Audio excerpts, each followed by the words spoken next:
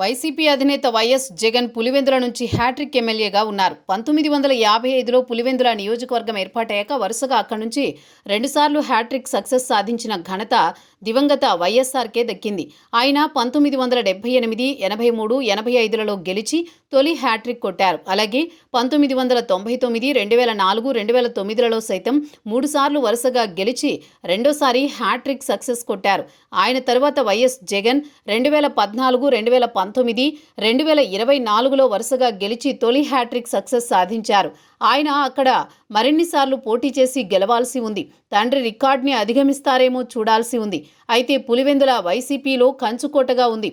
దానిని బద్దలు కొట్టాలని టీడీపీ కూటమి గట్టి ప్రయత్నాలే చేస్తోంది. తాజాగా జరిగిన పులివెందుల జెడ్పీటీసీ ఉప ఎన్నికల్లో టీడీపీ కూటమి గెలిచి వైసీపీకి గట్టి షాక్ ఇచ్చింది. అదే సమయంలో వైసీపీని మరింతగా దెబ్బతీయాలని 2029 నాటికి అక్కడ టీడీపీ జెండా ఎగరవేయాలని ఆరాట పడుతోంది. దాంతో పులివెందుల మున్సిపాలిటీ మీద కూడా ఫోకస్ పెట్టేసింది. ఈ నేపథ్యంలో జగన్ రిపేర్లు మొదలుపెట్టారు. పులివెందులకు తాజాగా వెళ్లిన జగన్ అక్కడ పార్టీ నాయకులతో మాట్లాడారు. ప్రజా దర్బార్ నిర్వహించి అందరి సమస్యలు తెలుసుకున్నారు. ఇక జగన్ రాష్ట్ర స్థాయిలో వ్యవహారాలు చూసుకోవాల్సి ఉంది. దాంతో పులివెందుల బాధ్యతలు తన మాదిరిగా చూసే నమ్మకమైన వారి కోసం చూసి చివరికి ఆమెను ఎంపిక చేసుకున్నారు అని అంటున్నారు. ఆమె ఎవరో కాదు, జగన్ సతీమణి వైఎస్ భారతి.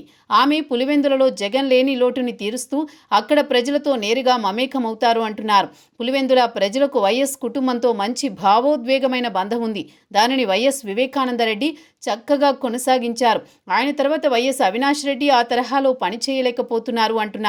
అది తాజాగా జరిగిన ఉప ఎన్నికల్లో ఓటమి ద్వారా రుజువయ్యిందని వైసీపీ అధినాయకత్వం గ్రహించి భారతినే నేరుగా రంగంలోకి దింపుతోందంటున్నారు. తాజాగా జరిగిన వైఎస్ఆర్ వర్ధంతి కార్యక్రమాలను భారతి స్వయంగా చూసుకున్నారు. పులివెందులలో ఆమె ప్రతి కార్యకర్తను పలకరిస్తూ వారి యోగక్షేమాలు అడిగి తెలుసుకున్నారు. దాంతో ఆమె పులివెందులలో జగన్ తరపున పూర్తిగా రంగంలోకి దిగి బాధ్యతలు చూస్తారంటున్నారు.